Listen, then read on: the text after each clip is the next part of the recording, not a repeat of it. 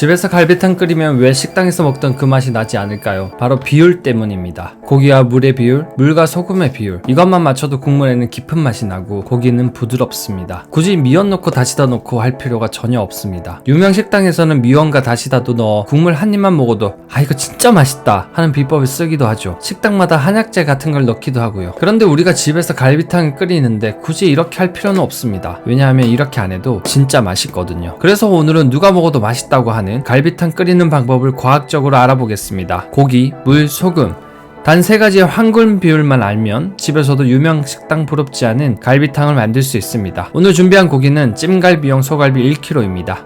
핏물 빼기 갈비탕은 뼈를 이용한 요리라 핏물 빼는 과정이 정말 중요합니다. 맹물에 담가 핏물을 빼도 되지만 삼투압을 이용하면 핏물이 훨씬 더 잘 빠집니다. 물 1리터에 설탕 3스푼을 넣으면 3.5% 정도의 설탕물이 되는데 뼛속의 핏물이 농도가 더 높은 설탕물 쪽으로 쉽게 빠져나옵니다. 이때 주의할 점은 5% 이상의 설탕물은 고기 겉면이 흐물해지거나 단맛이 배일 수 있고 3% 이하의 설탕물은 삼투압 작용이 약하니 권장드리지 않습니다. 2-30분 정도 담궈두면 이렇게 빨간 핏물이 빠져나옵니다. 찬물에 깨끗이 씻어준 다음 냄비에 넣습니다. 초벌 삶기 이렇게 핏물을 뺐음에도 여전히 뼈에는 핏물이 남아있습니다. 이 핏물이 갈비탕 국물에 텁텁한 맛을 주는데요. 그래서 갈비를 한번 삶아내야 합니다. 갈비가 물에 잠길 정도로 물을 붓고 강불에 한번 끓여줍니다. 그럼 이렇게 진한 회색의 불순물이 떠오르는 것을 보실 수 있습니다. 이 회색의 거품은 뼈의 피 속에 있던 헤모글로빈, 근육 속에 있던 미오글로빈, 그리고 단백질이 함께 응고되어 형성됩니다. 10분 정도 강불에 끓이면 불순물들이 충분히 나오게 되는데 찬물에 깨끗이 씻어주세요. 냄비도 세제를 이용하여 깨끗이 헹궈줍니다.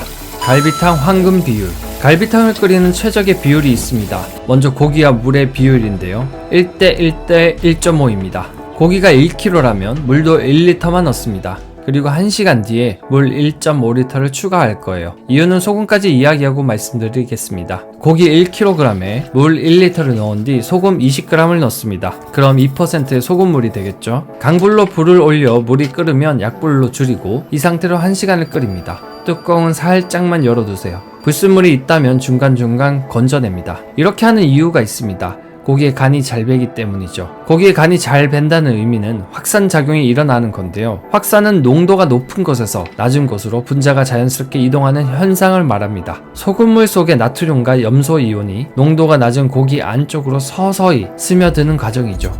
시간이 지날수록 이 이온들이 고기 근섬유 사이를 지나 중심부로 점점 이동하게 되며 고기의 간이 뱄니다. 확산은 시간이 필요한데요. 우리가 배추를 절이더라도 한나절이 걸리잖아요. 고기도 마찬가지인데 이때 필요한 시간이 1시간입니다. 이렇게 1시간이 지나서 물 1.5리터를 추가합니다. 그럼 물의 양은 총 2.5리터가 되고 소금의 양은 변함이 없으니 처음 넣었던 20g을 셈하면 전체 염도는 약 0.8%가 됩니다. 0.8%의 염도는 국을 먹을 때 가장 이상적인 염도인데요. 웬만한 식당에서 사용하는 염도의 기준점이 0.8%입니다. 정리하면 고기 1kg에 물은 1리터를 넣고 소금은 20g을 넣습니다. 그리고 물 1.5리터를 추가합니다. 그럼 고기와 물의 비율은 1대 2.5가 되고 소금은 2.5리터당 20g이 됩니다. 저울이 없다면 한 스푼당 소금 12g으로 계산하면 얼추 비슷하니 참고하세요.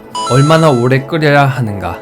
고기 1kg와 물 1리터 그리고 소금 20g을 넣고 1시간을 약불로 끓인 뒤 물 1.5리터를 추가하여 1시간을 약불로 더 끓입니다. 이때 대파도 추가해줍니다. 약불의 기준은 1분에 공기방울이 3-4번 정도만 뽀글뽀글 올라오는 것을 말합니다. 이때 물의 온도는 약 85도가 되는데요. 85도에서 2시간 동안 고기를 끓이면 고기 속의 콜라겐이 젤라틴으로 변하며 고기가 엄청 부드러워지게 됩니다. 물을 추가해서 1시간 더 끓이면 고기에서 간이 빠지지 않을까 걱정하실 수도 있는데요.